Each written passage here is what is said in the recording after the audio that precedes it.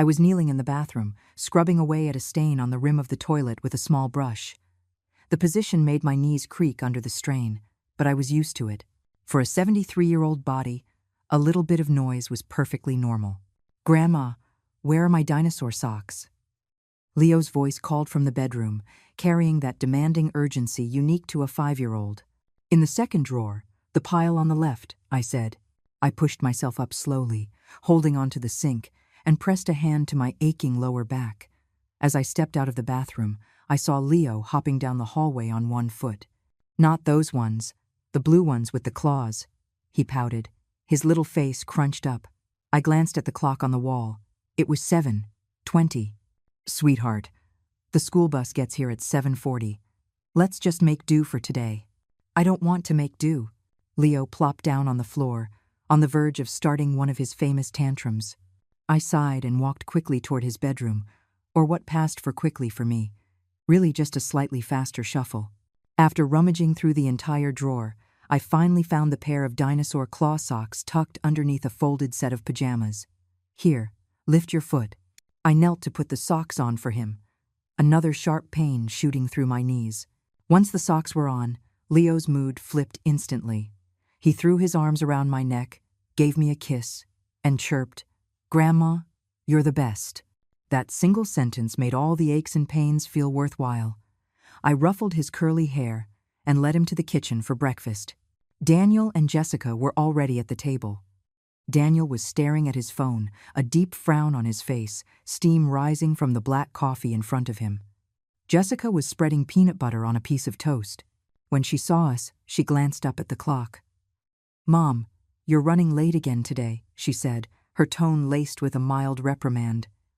"Daniel and I both have meetings at 8:30. "I'm sorry," I said quickly, placing a bowl of milk and cereal in front of Leo. Leo was looking for his socks and it took a little time. "Eat up, sweetie." "Cereal again?" Leo mumbled, but he picked up his spoon obediently. I stood to the side, waiting until they had all started eating before I ladled a small bowl of oatmeal for myself from the pot. It had been my habit for years to be the last one to sit down, so I could be ready to attend to anyone's needs. "Mom, we need to talk to you tonight," Daniel said suddenly, his eyes still glued to his phone. "After Leo's asleep." I nodded, but my stomach dropped. That serious tone of his usually didn't mean good news. The last time he'd spoken like that was to tell me he was being transferred to a different branch and we would have to move to this city. That was 3 years ago. I hadn't hesitated, packing up my life to move with them and help take care of the newborn Leo. All day, I couldn't stop thinking about what Daniel wanted to say. When I picked Leo up from his after-school program, I was so distracted while making dinner that I almost poured salt instead of sugar into the pot roast. After dinner, I put Leo to bed, then washed my hands and sat nervously on the living room couch. Daniel and Jessica sat across from me. They exchanged a look. "Mom," Daniel began, clearing his throat. "Jessica's parents are moving in with us next month." I blinked, the words not registering at first. "Oh, that's nice," I managed with a weak smile. "The more the merrier. How long are they staying?" "They're staying for good," Jessica chimed in, her voice as bright as if she were announcing wonderful news. "My parents are getting older, and there's no one to look after them back home. Besides, they can help with Leo, so you won't have to work so hard." I looked at Daniel, hoping for a clearer explanation, but he just nodded in agreement. "That's right, Mom. You deserve a rest." "Where will they stay?" I asked, looking around the 3-bedroom apartment. Daniel and Jessica had the master bedroom, Leo had the second bedroom, and the third was a study that I also used as my guest room. Daniel suddenly became hesitant, his fingers drumming nervously on his knee. "Well, we talked about it. The basement is empty, isn't it?" I froze. We were thinking of giving it a quick touch-up, putting in a bed and a dresser. His voice grew quieter. "We were hoping you'd be willing to make some space for us." Jessica added with a smile that didn't reach her eyes. "It's just that you're always busy around the house anyway. The basement is cool in the summer and warm in the winter, and it's quiet." My fingers unconsciously tightened on the couch cushion. The basement. That damp, unfinished space. The few books I'd stored down there last year had all grown moldy. "Otherwise, you could just go stay under a bridge for a few days," Jessica added, and my son laughed. as if it were a hilarious joke. Daniel didn't laugh, but he didn't contradict his wife either. He just looked at me, his eyes filled with a complicated emotion I couldn't decipher. The silence in the room was deafening. I could hear my own heart beating, a slow, heavy drum against my ribs. "Of course," I finally said, my voice surprisingly calm. "It's not easy for you young people. I understand." Daniel visibly relaxed, his shoulders slumping in relief. "Mom, don't overthink it. It's just temporary. I'll go pack my things," I said, standing up and cutting him off. As I turned toward my room, I heard Jessica whisper to Daniel, "See? I told you your mom would be reasonable." I didn't look back. I closed the door, leaned against it, and took several deep breaths until the fog in front of my eyes cleared. In my 73 years, I had been through so much. I'd lost my father as a child and my husband in middle age. I raised my son all by myself. I sold my old family home to give Daniel the down payment for his first house. But never, not for a single moment, had I felt as useless as I did right now. I opened the closet and pulled out the old leather suitcase that had been with me for decades. My hands trembled as I packed. A few photos, a diary, some changes of clothes, my blood pressure medication. My entire life fit into a single suitcase. Outside, the moon hid behind the clouds, as if it couldn't bear to watch. I sat on the edge of the bed, stroking a photo of my late husband. "My love," I whispered. "Our son is all grown up. He doesn't need me anymore." The next morning, before anyone else was awake, I slipped quietly out of the apartment, but I didn't head for the basement. I walked straight toward the entrance of our gated community. Mike, the security guard, saw me pulling my suitcase and asked in surprise, "Eleanor, where are you off to so early?" "I'm going home," I said with a smile, my voice firmer than I expected. The morning mist enveloped the neighborhood. My cloth shoes were nearly silent on the damp pavement. Mike called a cab for me, watching with a worried expression as I loaded my old suitcase into the trunk. "Where are you headed, Eleanor? Should I let Daniel know?" "No need, Mike," I said, patting his shoulder. "I'm just going to visit an old friend. I'll be back in a few days." The white lie slipped out so naturally. The truth was, I had no idea where I was going. I only knew I couldn't stay in that basement, and I couldn't stay in a place that no longer felt like my home. The cab driver asked for my destination 3 times before I snapped out of my thoughts. "The train station, please." The scenery outside the window flew by, like fragmented memories flashing through my mind. When Daniel was in elementary school, I was always the first one at the school gate to pick him up on rainy days, terrified he would catch a cold. The year he was studying for the SATs, I woke up at 4 o'clock every morning to make him special oatmeal for brain food. When he got married, I sold the house I had lived in for 30 years just to give him a down payment in the big city. "That'll be $42, the driver's voice broke through my memories. The train station was a bustling hub of people coming and going. I stood in the middle of the main hall, suddenly feeling completely lost. Go back to my hometown? I didn't have a single relative left there. Friends? In recent years, I had lost touch with almost everyone to help Daniel raise his child. The world was so big, yet there seemed to be no place for a 73-year-old woman. "Ma'am, do you need some help?" A bright young voice asked beside me. I turned to see a girl in her early 20s with a high ponytail and sparkling eyes. A name tag on her chest read volunteer, Chloe. I'd like to buy a ticket," I said, my hand tightening on the handle of my suitcase. "Where are you going?" "I can help you at the kiosk," she said warmly, taking my arm. Her touch was warm and strong. I opened my mouth, and a name suddenly surfaced in my mind. Maple Creek. It was the small town where I'd spent my childhood, my mother's hometown. I hadn't been back in over 40 years. Maple Creek? Let me check. The girl tapped quickly on the machine. "There's a train leaving in 40 minutes, but you'll have to transfer in Lynchburg. The whole trip is about 5 hours.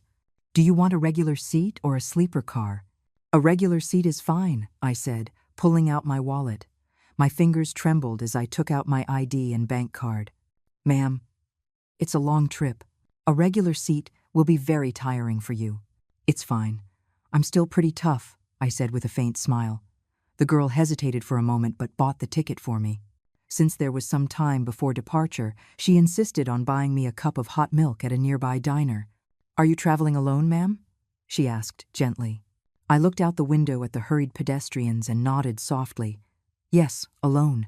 That's so brave. My grandmother won't even go to the grocery store by herself," she said, her smile revealing 2 small dimples. "My name is Chloe. I run a little bed and breakfast in Maple Creek called the Maple Creek Inn.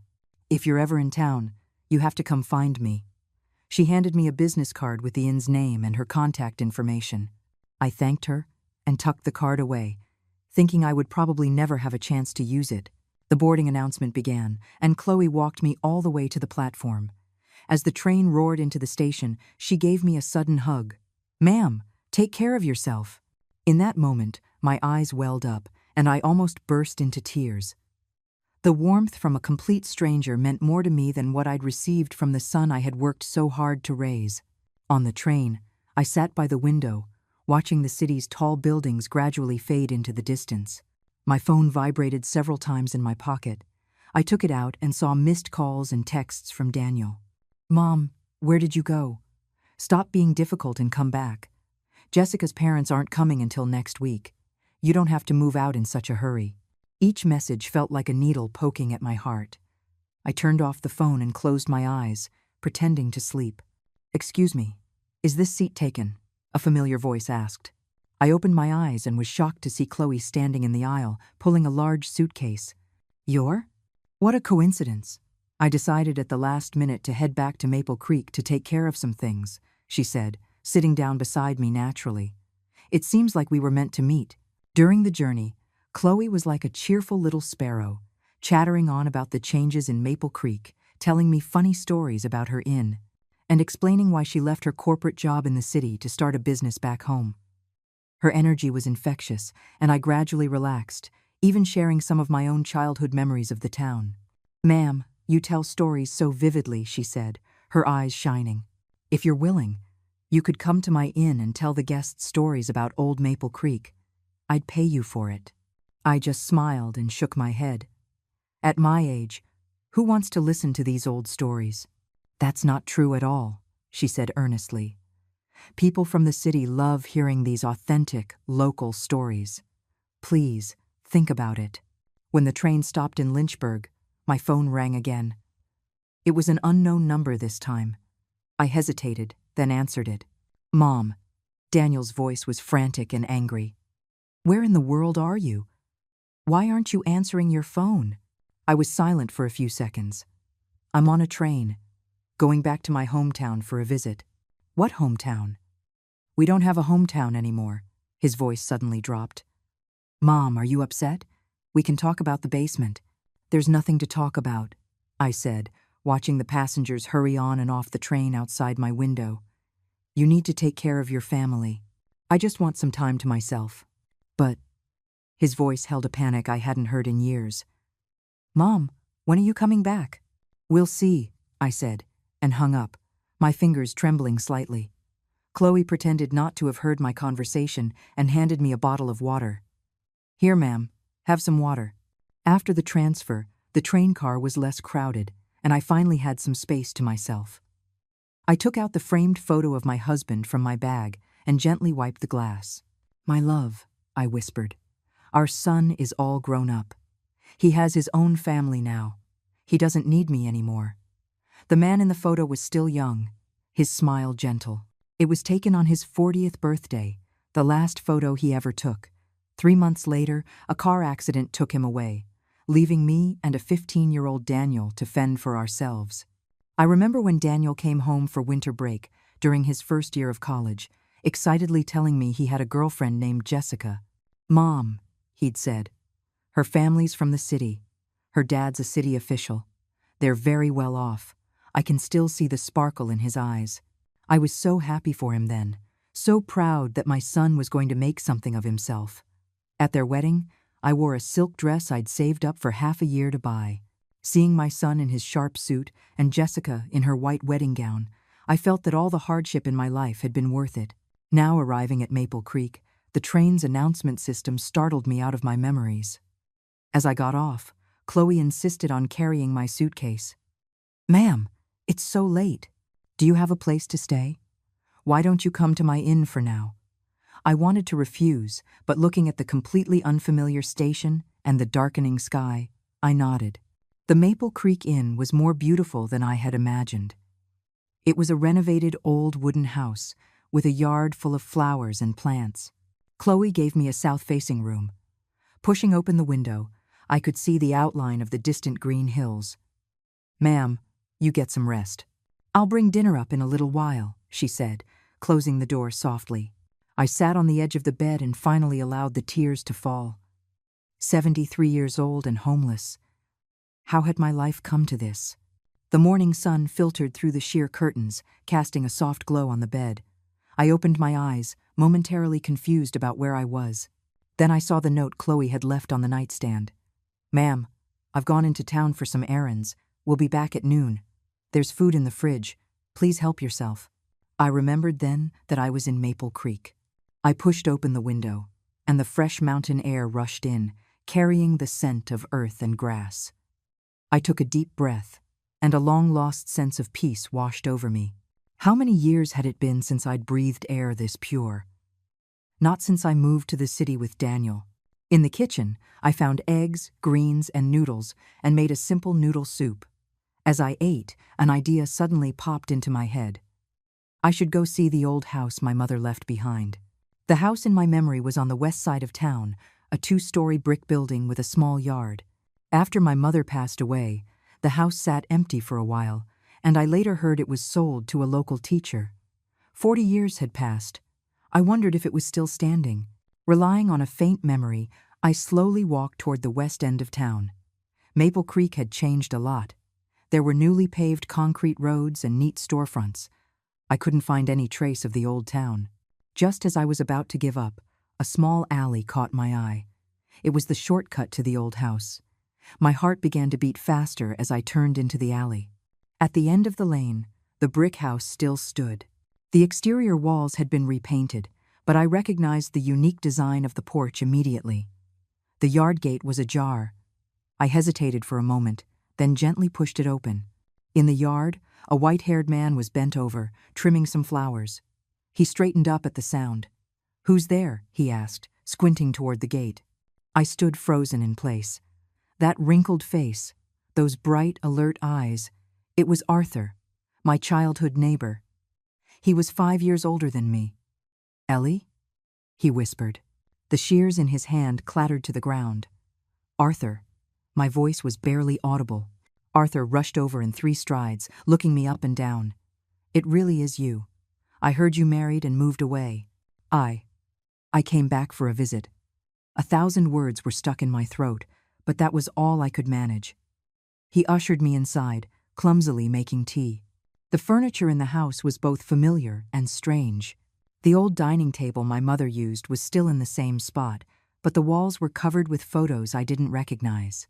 "I bought this house the year after you left," Arthur said, pushing a teacup toward me. I never had the heart to change it much, just added some new furniture. I held the warm cup, the heat spreading from my fingertips through my body. Arthur told me his wife had passed away from an illness 10 years ago. His son worked in the state capitol and rarely came back. We talked about people we both knew, who had passed, who had moved away, whose children had become successful. We chatted away until noon. Suddenly, my phone rang. It was Daniel. "Mom, where are you? It's been 3 days. You're not answering calls or texts. Do you know how worried I am?" His voice was filled with an obvious anger. "I'm in Maple Creek." "I'm safe," I said calmly. "Maple Creek? Isn't that Grandma's hometown? What are you doing there?" His tone softened. "Mom, are you still upset?" "Jessica's just blunt. She didn't mean any harm." "Daniel," I interrupted, "I want to live on my own for a while." There was silence on the other end for a few seconds. "Then what about Leo? He misses you." My heart clenched. Leo, the grandson I had raised. He must be asking where Grandma went. "We can video call," I said, trying to keep my voice steady. I'm not coming back for a while." "Mom!" His voice suddenly rose. "What is it you want?" "I already said we can discuss the basement." "It's not about the basement," I said, looking at the old locust tree outside the window. My sister and I had planted it when we were children. It's about me needing my own space. After hanging up, I noticed Arthur looking at me thoughtfully. Trouble with your son? I nodded with a bitter smile and briefly explained what had happened. After hearing the story, Arthur slammed his hand on the table. That's outrageous.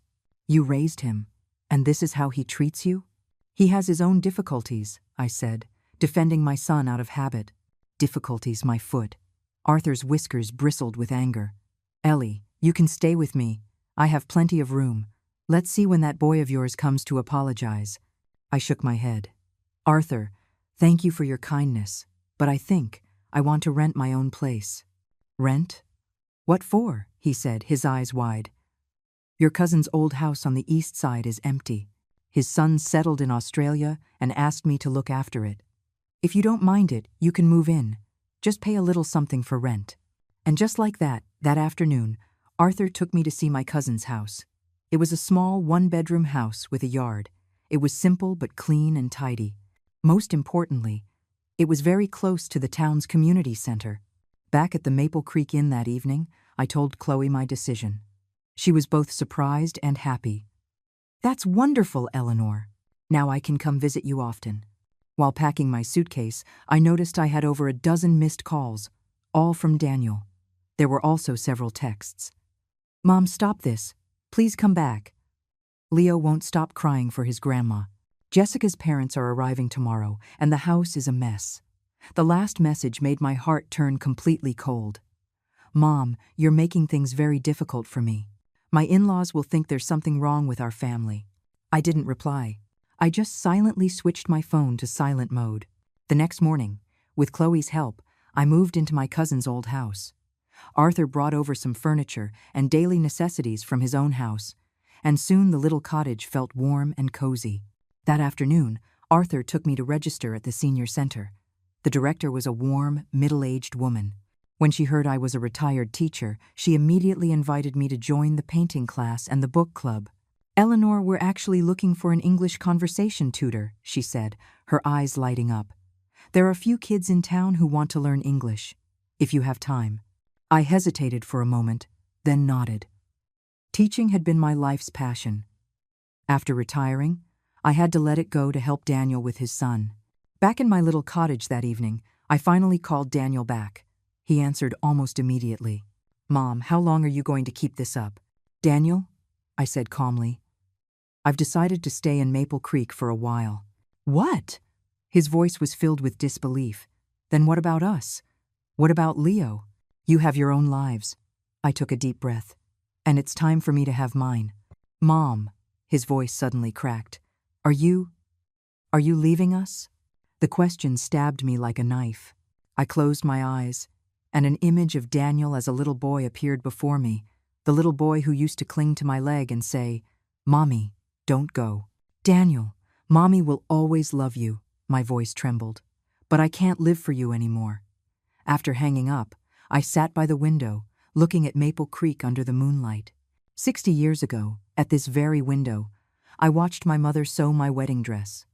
60 years later, I had returned to find my own life again. On the third day after moving into my cousin's old house, I woke up early, planning to go to the town's morning market to buy some necessities. When I opened the door, I found Arthur already waiting outside the yard, holding a bamboo basket. Morning, Ellie. Figured you were going to the market. Let's go together, he said with a grin.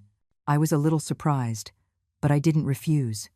At the market, Arthur expertly navigated me through the stalls, greeting people here and there. Hey, Arthur, who's this? The woman selling tofu asked, looking me over curiously. My little sister, Eleanor. A retired teacher just came back from the city, Arthur introduced me naturally.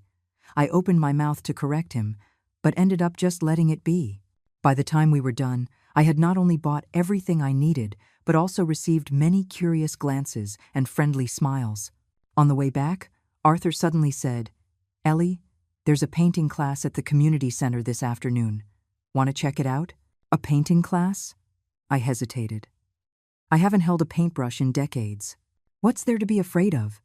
It's not like they're asking you to be a professional artist, he laughed heartily. Just think of it as a way to pass the time. That afternoon, I rummaged through my suitcase and found a simple silk dress. Daniel had bought it for me for my 60th birthday, but I'd never had a chance to wear it.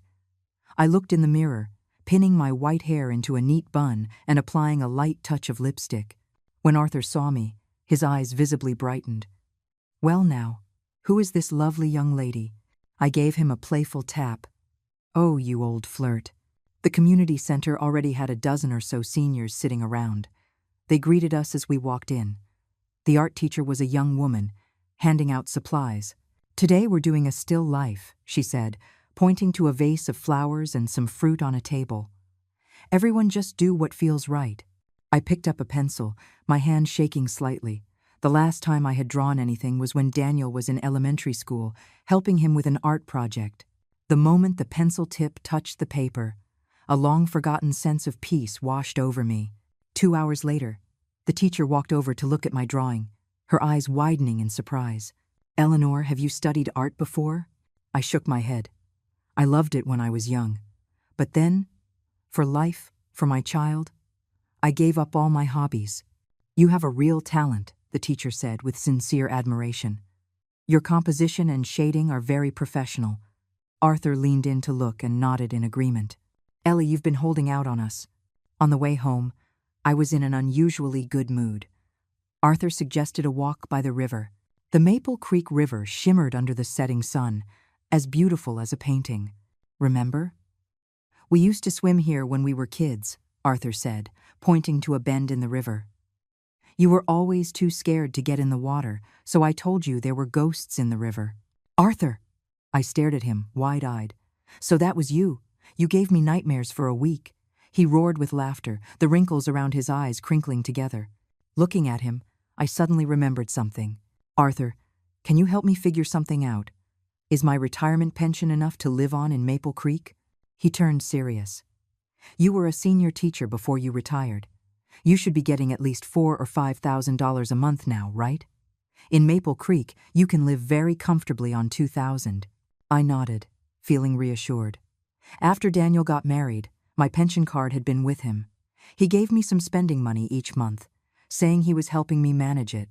When I left this time, I made sure to bring my ID so I could get a new card.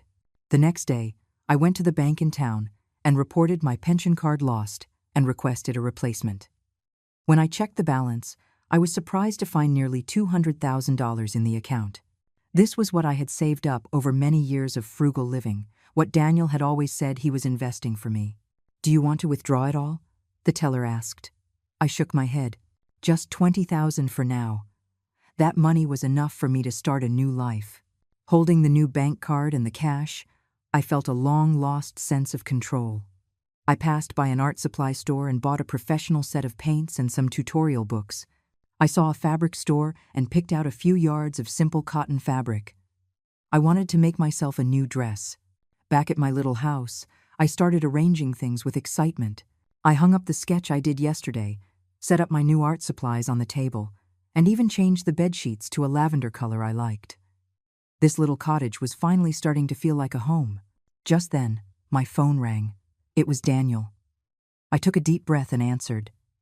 "Mom, when on earth are you coming back?" His voice was weary. "The house is a complete disaster. Aren't Jessica's parents there?" I tried to keep my tone even. "They're here," he lowered his voice. "But Leo won't eat a single bite of his grandmother's cooking. He's been crying for you all day. And Jessica and her mom are always arguing. I'm caught in the middle." I pictured the chaotic scene and, inappropriately, felt a small urge to laugh. "Daniel," I said softly, "you're 38 years old. It's time you learned how to handle your family's conflicts." "Mom?" His voice suddenly took on a pleading tone. "I was wrong, okay? I shouldn't have suggested the basement. Just please come back." My heart softened for a moment, but then it hardened again. This wasn't the first time. Whenever Daniel made a mistake, as long as he acted pitiful and apologized, I would give in. But not this time. "Daniel, Mom loves you," I said calmly. "But I need my own life, my own space. You have your family, and I should have my own later years." There was a long silence on the other end. Then what about Leo? He cries for his grandma every day. Hearing Leo's name made my heart ache. We can video chat on the weekends, and when he has a break from school, you can bring him to visit me, I said after a pause. The air in Maple Creek is good. It's healthy for him. I hung up the phone and sat at my newly arranged desk, opening a painting tutorial.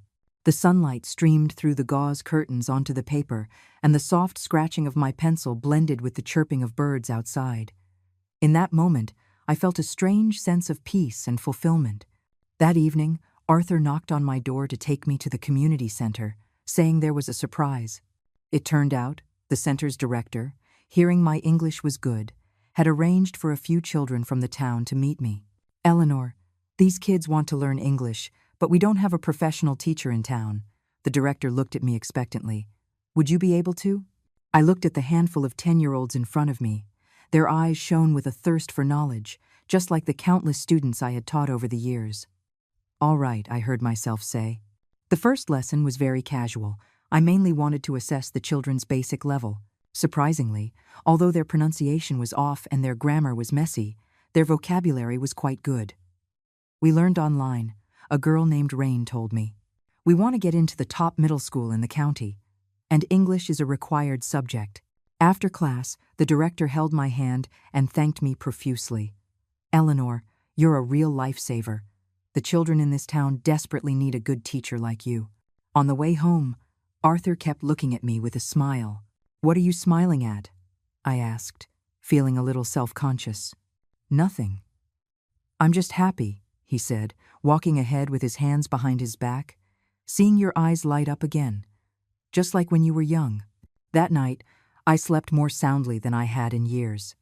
In my dreams, there was no city noise, no family quarrels, only the green hills and clear waters of Maple Creek and the sound of children reading aloud.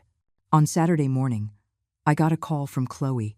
Eleanor, I have a few foreign guests here, and they're really interested in traditional Chinese culture. Could you possibly come and help me out? Please, it would be a huge favor. I wanted to decline, but she sounded so desperate that I agreed. I put on that simple silk dress and took a local taxi to the Maple Creek Inn. In the courtyard, 3 blonde-haired, blue-eyed foreigners were gathered around a pot of orchids, discussing something. Chloe stood to one side, looking helpless. When she saw me, she ran over as if I were her savior. Eleanor, thank you so much, she whispered. They're university professors from America, studying Eastern cultures. My English just isn't good enough. I smoothed my dress and walked toward the foreign guests with a smile. Good morning. Welcome to Maple Creek Town. The 3 professors turned in surprise. One of them, a woman with glasses, responded warmly. You speak English?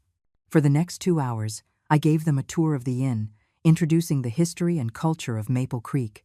When they learned I had been an English teacher, they became even more excited, asking numerous questions about local customs.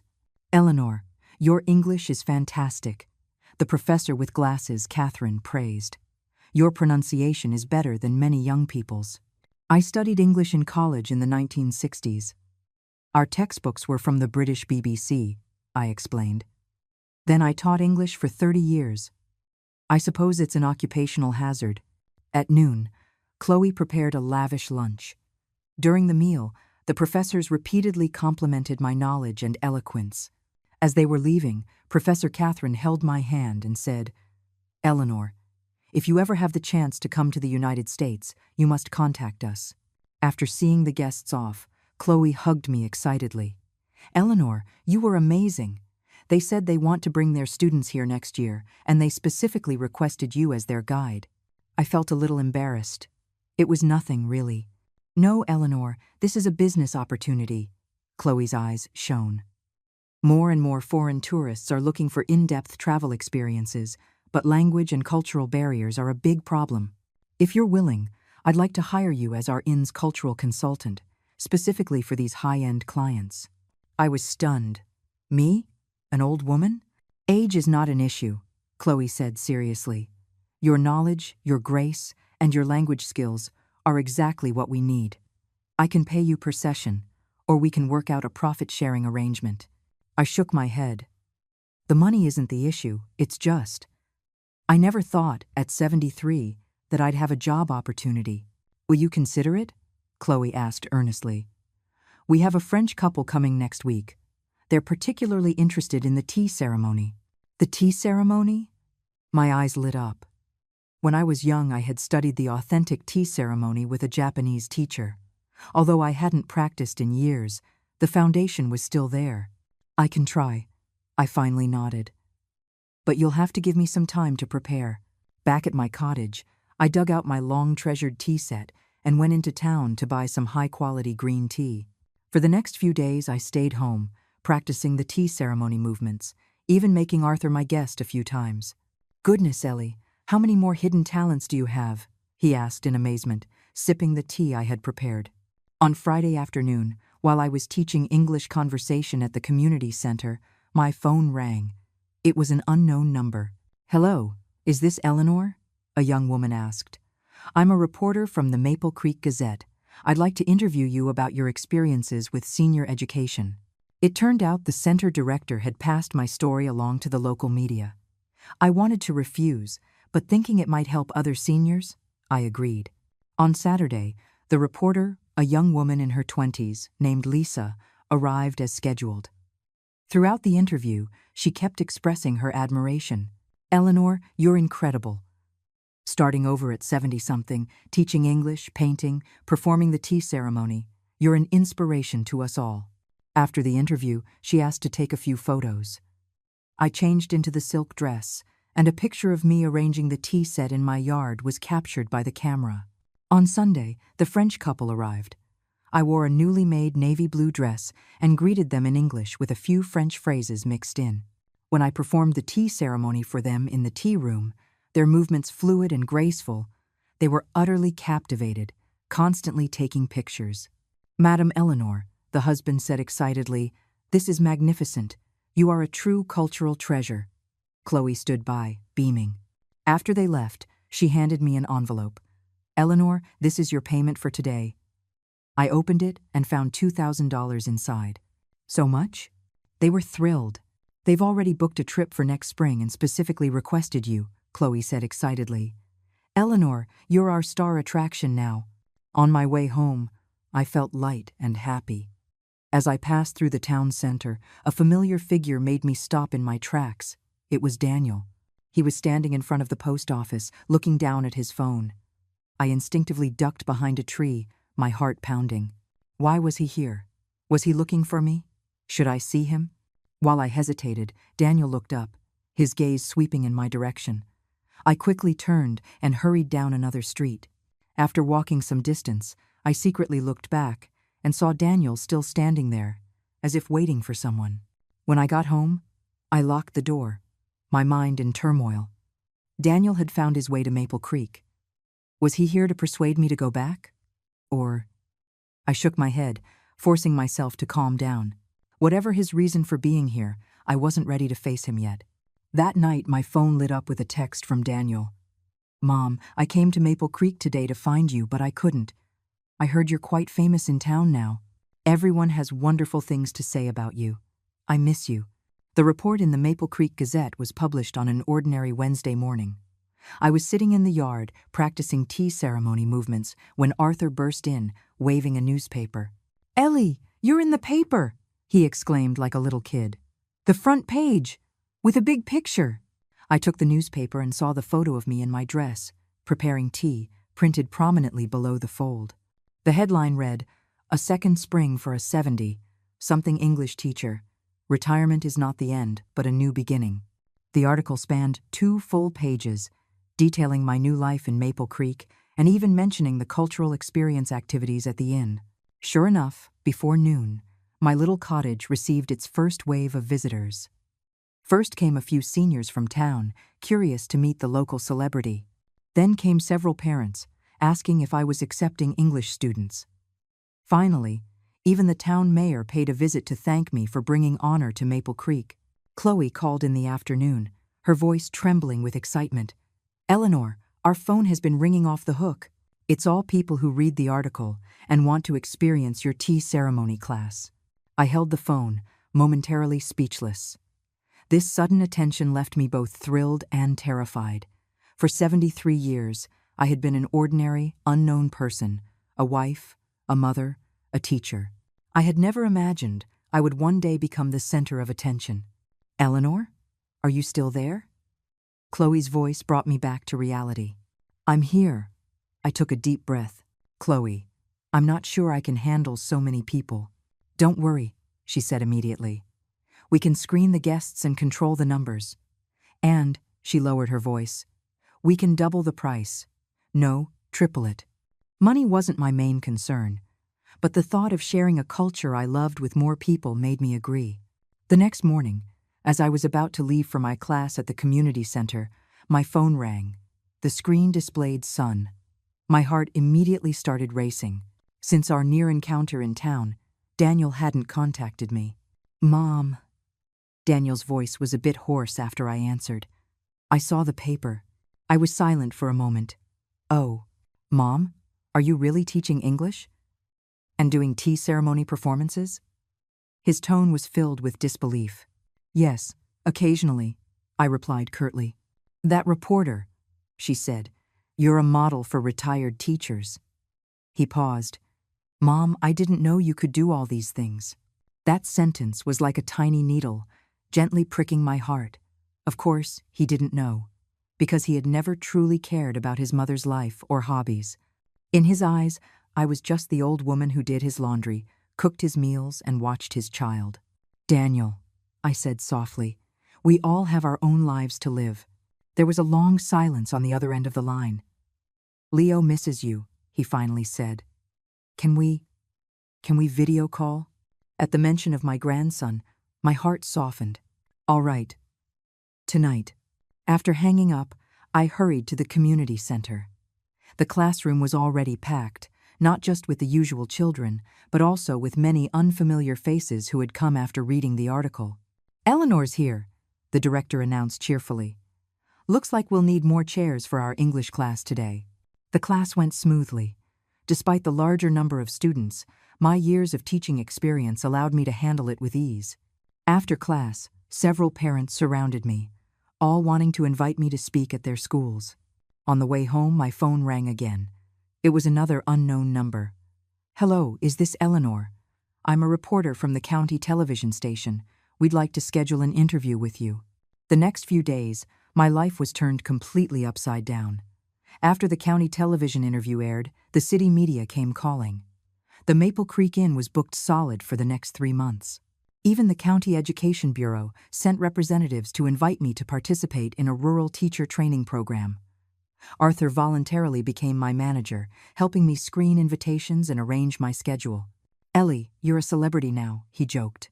Fame brought not only attention, but also unexpected reunions. On a Friday evening, a white-haired woman knocked on my door. It took me a few seconds to recognize her as Patty, a student I had taught 40 years ago. Mrs. Eleanor, she exclaimed, grasping my hands.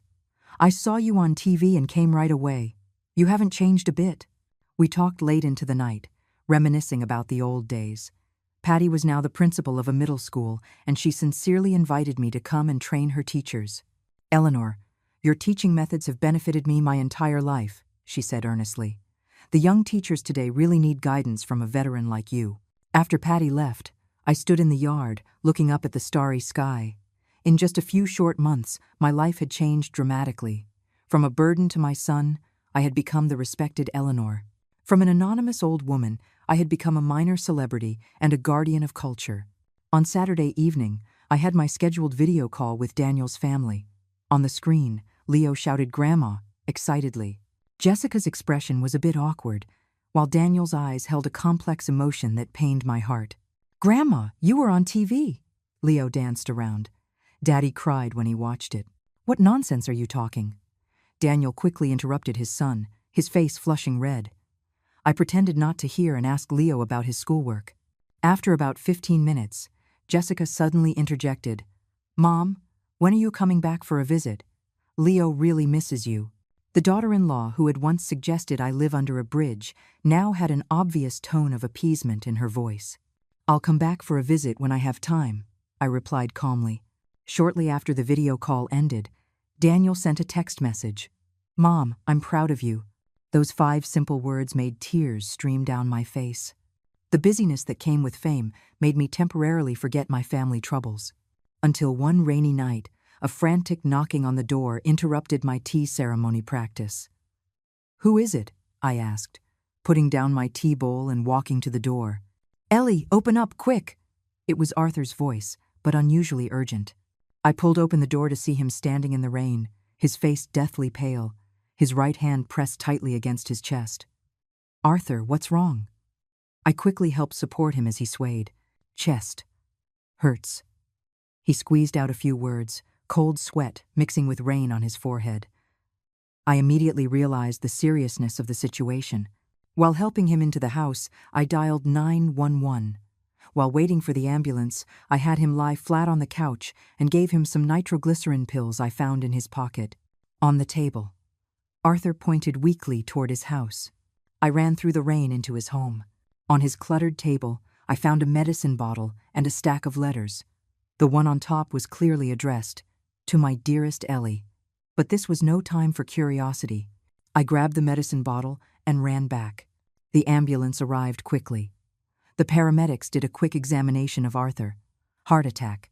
We need to get him to the hospital immediately," the lead medic said grimly. Without a second thought, I got into the ambulance with them. All the way there, Arthur held my hand tightly, as if I were his only lifeline.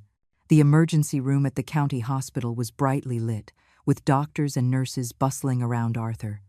I was asked to wait in the hallway. My clothes were soaked through, and I shivered from the cold, but I barely noticed. "Family?" a doctor asked as he came out. "I'm his friend," I hurried forward. "How is he?" "He needs surgery immediately. Can you contact his family?" Only then did I remember to call Arthur's son. I found the name Benjamin in his contacts and dialed. The phone rang for a long time before it was answered. "Who is it?" a groggy, impatient voice said. "It's the middle of the night." "Is this Benjamin?" "I'm Eleanor, your father's friend. He's in the hospital and needs surgery right away." "What?" Benjamin's voice cleared up a bit. "Is it serious?" "I'm at a conference in the capital. I have an important client meeting tomorrow." My heart sank. The doctor said it's very serious. It's a heart attack. "Okay." He hesitated. "I'll see if I can change my flight. Can you please help take care of things for now?" "Don't worry about the medical bills. My dad has health insurance." After hanging up, I stood in the hallway, suddenly feeling a deep sense of sorrow. Is this the fate of our generation? We give everything for our children, only to be less important than a client meeting. The surgery lasted for 3 hours. When the doctor finally came out and announced that the operation was successful, my anxious heart finally calmed a bit. "The patient needs to be hospitalized for observation for at least 2 weeks, the doctor said, taking off his mask. "And you are?" "A friend," I repeated. "I'll take care of him." By the time I finished the hospital admission procedures, the sky was already light. I sat by Arthur's bedside, looking at his pale face, my mind racing. That stack of letters addressed to me kept flashing in my mind, along with the complicated look in Daniel's eyes during our video call. A nurse came in to change the IV drip and kindly reminded me, "Ma'am, you should go home, change your clothes, and get some rest. You'll collapse if you keep this up." I shook my head. "I'll wait a little longer. Until his son gets here." Benjamin didn't arrive until noon, dressed in a suit and still carrying his briefcase. He saw me and gave a polite but distant nod. "You must be Eleanor. Thank you for taking care of my father. Aren't you going to ask how your father is doing?" I couldn't help but ask. "Oh, the doctor already told me," he said, checking his watch. "I have another meeting this afternoon, so I have to get back to the capital. I've already hired a caregiver, so you don't need to worry about the cost." I stared in shock at this successful middle-aged man, unable to understand how he could be so cold to his own father. "Ben," Arthur called weakly from the bed. "Dad, you're awake?" Benjamin walked over, but kept a certain distance. "The doctor said you're fine. Get some rest. I have to go. Work is busy." A flicker of disappointment crossed Arthur's eyes, but was quickly hidden. "Go on then. Work is important." After Benjamin left, the room fell silent. After a long while, Arthur gave a bitter smile. "Sorry you had to see that. I raised a successful son. Arthur. I didn't know how to comfort him. Ellie, do you remember what we used to say when we were kids? He suddenly asked. You said you wanted to be a teacher, and I said I wanted to be a doctor, to save lives. I nodded, my memory taking me back 60 years. We were so innocent then, thinking the future held endless possibilities. In the end, I was a mailman for 30 years, and you became a teacher, he smiled. That's life, isn't it? Arthur, I hesitated, but I had to ask, those letters on your table? His smile froze, and a faint blush appeared on his old face. You saw them? I admitted it softly. The room fell silent again. Outside, the sun after the rain shone through the window, casting mottled shadows on the floor. I've been writing them for 60 years, he finally said, his voice barely a whisper. Ever since the day you got married and moved to the county, I never sent a single one. My heart clenched tightly. 60 years. How many unspoken words? How many emotions buried by time? Arthur, don't say anything, he shook his head gently. It's fine, just like this. I held his hand, feeling the rough warmth that time had left, no words needed. The silent understanding of that moment was worth more than 1,000 words. That afternoon, when I went to Arthur's house to get a change of clothes for him, I finally looked at those letters carefully. The earliest envelope had yellowed with age, postmarked 1963. The most recent one was from last month, not even sealed in an envelope yet. I carefully opened the one on top. The familiar handwriting jumped out at me. My dearest Ellie, I saw a young couple by the river today, and it reminded me of that summer. You were washing clothes by the river in a blue dress, and I was hiding behind a willow tree, watching you. The sunlight filtered through the leaves and fell on your shoulders like scattered gold. I heard your grandson is sick. Don't worry too much. Children recover quickly. You always worry too much. Remember to take care of yourself. Forever yours, Arthur. The letter slipped from my trembling hands. For 60 years, he had been by my side in this way, and I had never known. When I returned to the hospital, Arthur saw my red, swollen eyes and smiled knowingly. You read them all. I nodded, tears welling up again. Why didn't you tell me sooner? You had your own life. I didn't want to disturb you, he said calmly. Just being able to see you happy was enough. His words were like a key, unlocking a long-sealed drawer in my heart. Yes, to love someone doesn't mean you have to possess them. To care for someone doesn't mean you have to interfere. This kind of silent, protective love. Wasn't that how I felt about Daniel? That evening, I sent Daniel a text. Are you free? I'd like to talk. He called back almost instantly. Mom, what's wrong? Hearing my son's familiar voice, my nose tingled. Nothing. I just wanted to tell you that Mom will always love you, no matter where you are or what you do. There was a silence on the other end for a few seconds. Mom, what's going on? Are you not feeling well? His voice was filled with worry. No, I'm fine, I said, wiping away a tear. I just suddenly wanted to tell you. After hanging up, I looked at Arthur in the hospital bed. He was sleeping peacefully. Outside, a bright moon hung high in the sky, its cool light spilling onto the hospital floor like a thin layer of silver dust. On the 5th day of Arthur's hospitalization, his children finally gathered in the hospital room, not to visit, but to discuss their father's arrangements after he was discharged. I didn't want to get involved in their family matters, but Arthur insisted I stay. Ellie is not an outsider, he told his children. She understands what I want better than you do. Benjamin and his sister, Sarah, argued back and forth. The main point of contention was who would take their father in. My house is small, there's no extra room, Sarah said firmly. Besides, my mother-in-law lives with us. I'm busy enough as it is. I work in the capital. I can't just leave Dad alone in an apartment, Benjamin retorted. What about a nursing home? The new one in Maple Creek is supposed to be nice. I was shocked as they discussed their father's life as if he were an object. Arthur just leaned against the headboard in silence, his eyes dim. I'm not going anywhere, he finally said, his voice soft but firm. I can take care of myself. Dad, Benjamin said impatiently, the doctor said you need to rest and not overexert yourself. I can hire a caregiver, Arthur said, glancing at me. Ellie found one for me. She'll come for 4 hours a day." The siblings exchanged a look. Sarah suddenly turned to me. "Eleanor, I hear your son lives in the city. Why don't you live with him?" The sharp question was like a knife. Arthur immediately defended me. "Sarah, what kind of way is that to talk?" "I'm just curious," Sarah said pointedly. "Shouldn't elderly parents live with their children?" I took a deep breath and answered calmly, "Because I choose to live independently." "All right." Arthur patted the side of the bed. "My situation is settled. You two go on with your busy lives. You don't need to worry about me." The siblings left in a huff. As they were leaving, Benjamin muttered, "He's just worried about his pension money." After the door closed, Arthur deflated like a popped balloon, slumping back onto the bed. "Sorry you had to see that," he said with a bitter smile.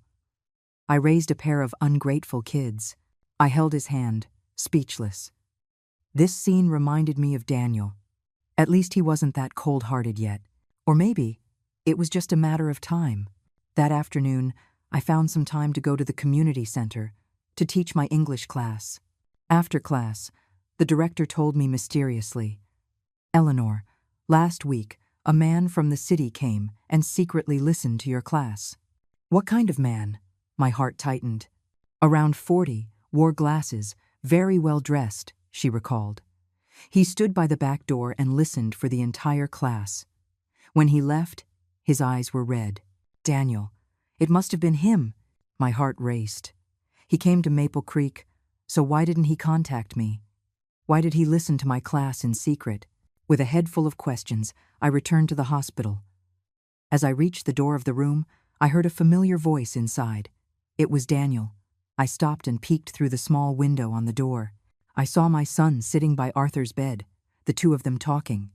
Daniel's back was to me, so I couldn't see his expression, but Arthur's face was unusually serious. "You don't understand your mother," Arthur's voice drifted out. "She's lived her whole life for others. Now, she's finally found her own worth." Daniel's head was bowed, his shoulders trembling slightly. "Young man, if you know you're wrong, you should fix it," Arthur patted his shoulder. "Your mother has always kept you in her heart. Don't make her wait too long."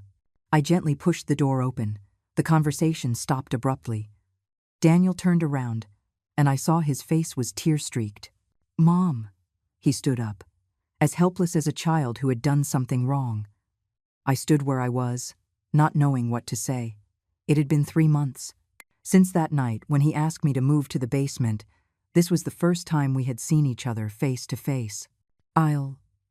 I'll go get some hot water," Arthur said, grabbing a thermos and tactfully leaving the room to give us some space. Silence filled the hospital room. Daniel kept his head down, nervously twisting his fingers. I stood by the window, watching the patients strolling in the garden below. "Mom," he finally broke the silence. "I was wrong." 3 simple words, but they made my nose tingle. I didn't respond, just waited for him to continue. "I've been in Maple Creek for 3 days," he said, his voice choked with emotion. "I watched your class. I went to the house where you're staying, and I talked to a lot of people in town." I turned around, surprised. "I didn't know." He wiped his face. "I didn't know your English was so good. I didn't know you could do the tea ceremony. I didn't know you were such a popular teacher." "Because you never asked," I said softly. He looked up sharply, the pain in his eyes hurting me. "Mom, the person I've wronged the most in my life is you." I walked over to him and stroked his hair, just as I did when he was a little boy. It was already starting to thin. My son was beginning to face his own midlife crisis. "Daniel, Mom doesn't blame you," I said gently. "Life is stressful. I understand." "No, you shouldn't understand." He suddenly became agitated. "How could I have treated you like that, asking you to live in the basement, and letting Jessica say those things?" His voice was filled with self-loathing. I had him sit down and gently patted his back, just like I used to when he had nightmares. "Mom, life has been so hard since you left," he sobbed. "The house is a mess. Leo cries all the time. Jessica and her mom fight every day." "Your in-laws are still living there?" I asked. He nodded, rubbing his face wearily. "They sold their house back home. They said they were coming to help us, but actually, he trailed off. But the meaning was clear. Daniel, I held his hand. Everyone has their own life to live. Your in-laws meant well, but maybe their methods weren't right. Mom, he looked at me with red eyes. Can you forgive me? Silly boy. I touched his face. Mom was never mad at you. He threw himself into my arms and cried like a child. I held my middle-aged son, a mix of emotions swirling inside me. In that moment, I suddenly understood the meaning behind Arthur's letters. Sometimes, love is just about being there, without expecting anything in return. When Daniel had cried enough, he wiped his tears, his expression becoming firm. Mom, I've made a decision. First, my in-laws have to move out. They can rent a place nearby. Second, your room will always be your room. You're welcome home anytime. Third, he paused. I want to bring Leo to see you every week. Let him learn English from his grandma. Learn the tea ceremony. Learn how to be a good person. I smiled and nodded, a warm feeling spreading through my chest. I had waited for this moment for so long, and it was worth it. By the way, I suddenly remembered. How do you know Arthur? Daniel looked a little embarrassed. I did some research. Mom, you're out here on your own. I had to know who you were spending your time with. I didn't know whether to laugh or cry, but I understood his concern. He's a good man, Daniel said seriously. He told me a lot about when you were a little girl. You deserve to be happy. Just then, Arthur came back into the room. Seeing us reconciled, he smiled in relief. All sorted out? He asked. Daniel stood up and bowed deeply to Arthur. Mr. Arthur, thank you for taking care of my mother. All right, Arthur waved his hand. Your mom has had a tough life. Treat her well from now on. Daniel nodded repeatedly, then turned to me.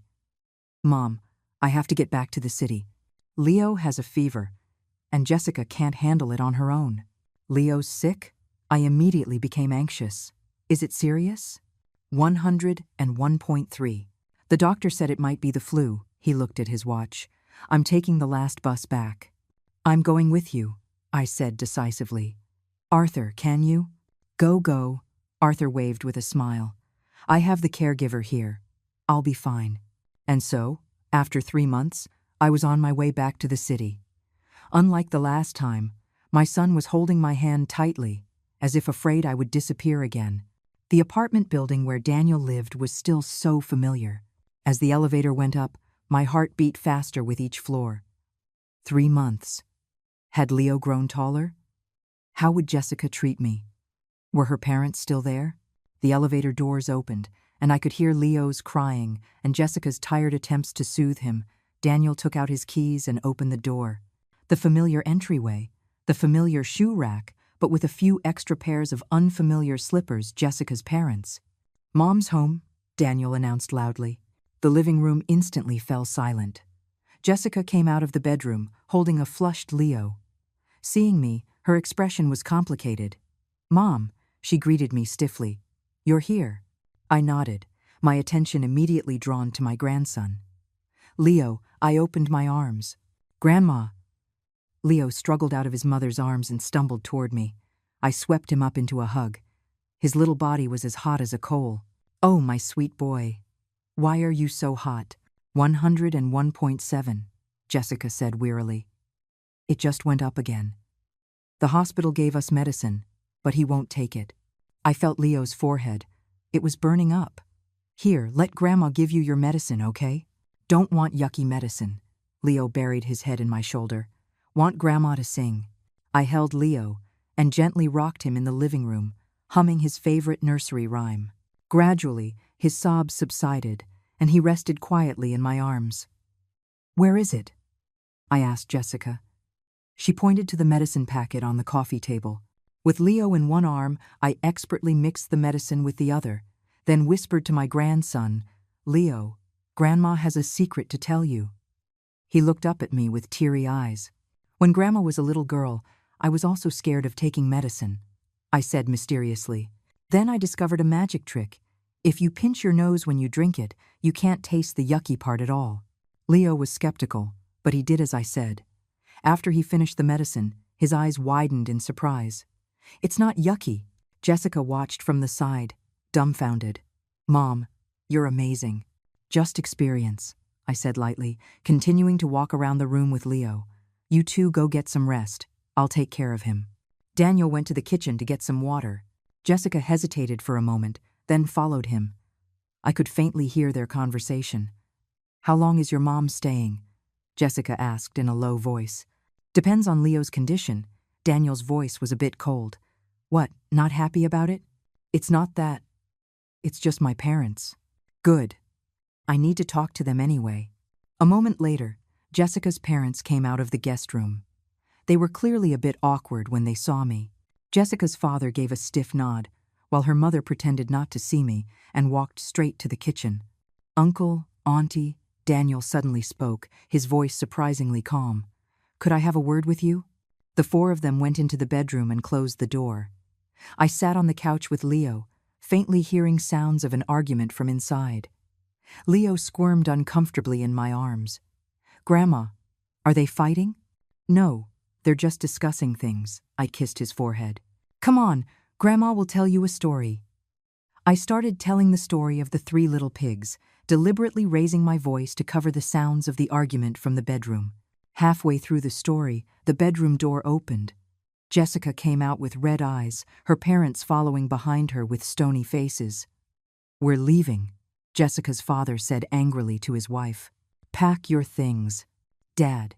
Jessica tried to stop him, but her mother pushed her hand away. Ungrateful, her mother shrieked. We sold our house to come and help you, and this is how you treat us? If I had known, I never would have let Jessica marry you. Daniel stood to the side, his expression firm, but his tone even. Uncle, Auntie, I'm not kicking you out. I just hope that both our families can have their own space. You can rent an apartment nearby and come see Leo anytime. Nonsense, Jessica's father cursed. You just want your mother to come back. Fine, we'll leave. Let's see how you manage. They angrily packed their bags and slammed the door on their way out. Jessica collapsed onto the couch, tears streaming down her face. Are you happy now? Daniel sat down next to her and put his arm around her. Jessica, we need to have our own life. Your parents meant well, but they overstepped. I watched this scene, my heart filled with mixed emotions. Was I once like that too? Interfering in my child's life in the name of love? Mom, Jessica suddenly turned to me, her eyes filled with tears. I'm sorry for how I treated you before. I shook my head. It's all in the past. Will you come back and live with us? She pleaded. Leo needs you. We need you too. I looked at the hopeful expression in Leo's eyes, then at the weary faces of Daniel and Jessica. I sighed softly. I can stay for a few days, until Leo gets better. No, Mom, Daniel interrupted me. I mean, if you want to, this will always be your home. Of course, if you prefer your life in Maple Creek, we understand that too. The son who had once asked me to move into the basement had now learned to respect his mother's choice. My nose tingled, and I almost cried. How about this? I said after a moment of thought. I'll come and stay for 2 or 3 days a week to spend time with Leo.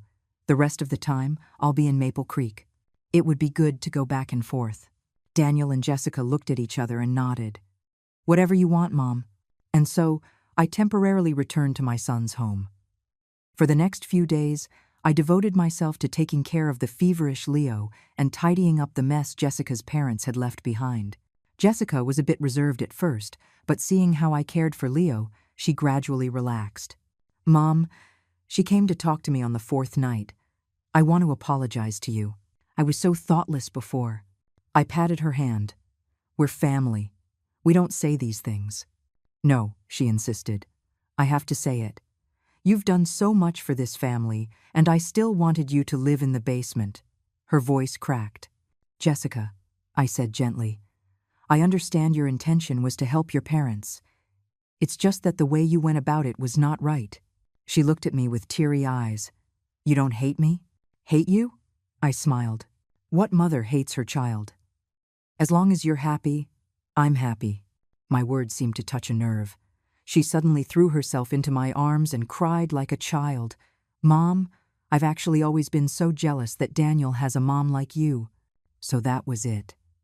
I gently stroked her back, suddenly understanding her previous hostility toward me. It was a complex emotion, a mixture of envy and insecurity.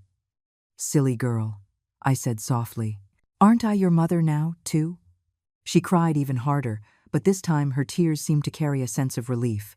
Leo recovered, and my temporary stay came to an end. Before I returned to Maple Creek, Daniel's family held a formal family meeting. Daniel sat with a notebook, looking very serious, ready to lay out the future family arrangements. Jessica and Leo sat on the couch, and I sat in the armchair, as if we were at an important ceremony. "First, Grandma's house is to be kept. She can live wherever she wants," Daniel said, looking at me. I nodded in agreement. "Second, every Saturday is family day. Either we go to Maple Creek to see Grandma, or Grandma comes to the city. Third, my in-laws can rent a place nearby, but they will no longer live with us." Jessica hesitated. "My parents, they've already gone back to their hometown." "They went back?" Daniel asked in surprise. "Yes," she said, looking down. "They said they were too embarrassed to rent a place nearby. They packed up and went home. They said they'll come back when we really need them."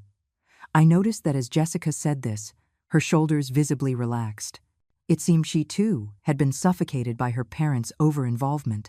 "Fourth," Daniel continued, "all major family decisions must be discussed by the whole family, including Mom."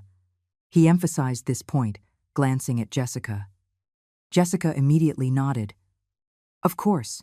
After the meeting, Daniel drove me back to Maple Creek. On the way, he told me that his company physical found he had high blood pressure and an early-stage stomach ulcer. "The doctor said it's caused by long-term stress," he said with a wry smile. "It makes sense. The house was a war zone every day.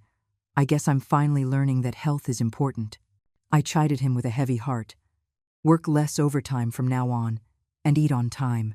When we got back to Maple Creek, Arthur was already discharged and was sunbathing in his yard. He waved happily when he saw us get out of the car.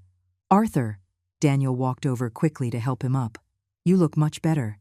"Of course," Arthur said proudly. "The caregiver Ellie hired for me makes sure I take my medicine and exercise every day. It's hard not to get better." Watching the old man and the young man talk so familiarly, a warm feeling spread through my heart. The two most important men in my life had become friends. Before Daniel left, he mysteriously handed me an envelope. "Mom, this is a little something from me and Jessica." I opened it and found a bank book with a deposit of $100,000. My eyes grew hot, but I didn't refuse it. My son had finally grown up and understood responsibility. Life returned to its peaceful rhythm, but with a new twist. Every Saturday, Daniel's family would visit as promised. Sometimes we would go to the Maple Creek Inn for my tea ceremony class, and other times we would just have a picnic in my little yard. Jessica became more diligent and considerate, always trying to help me with chores. Leo was like my little shadow, sticking to my side all day. Arthur's health continued to improve, and he became a regular visitor to my yard. We tacitly avoided talking about the unsent letters, simply enjoying the warmth of our friendship in our later years. The County Education Bureau officially hired me as a consultant for rural teachers, and twice a month I would go to different rural schools to provide guidance. Chloe's Inn became famous because of my cultural experience courses and was even featured on the State Tourism Board's recommendation list. On a bright spring Sunday, Daniel's family and Arthur were all gathered in my little yard. Jessica was in the kitchen helping me make a barbecue, Daniel and Arthur were playing chess, and Leo was chasing butterflies in the yard. "Mom," Daniel said suddenly, "Jessica and I have been talking. We want to take you and Arthur on a trip this summer. Where would you like to go?" "Yes, Mom," Jessica said, wiping her hands as she came out of the kitchen. "You've worked hard your whole life. You deserve to enjoy yourself." I looked at Arthur, and he smiled and nodded at me. "Then let's go to San Francisco," I said. "When I was young, I always wanted to see the Golden Gate Bridge." "Great, San Francisco it is." Daniel slapped his thigh. "We'll stay in the best hotel and eat the best food." Looking at the happy scene before me, I suddenly remembered my husband's last words. "Ellie, you must live a happy life. For me, and for Daniel." My love, I've done it. Not just for you, but for myself too. As the sun set, the aroma of the barbecue filled the small yard. Amid the laughter, I quietly wiped a tear from the corner of my eye. Life at 70 is a rare thing, and yet I was just beginning to welcome the most beautiful time of my life.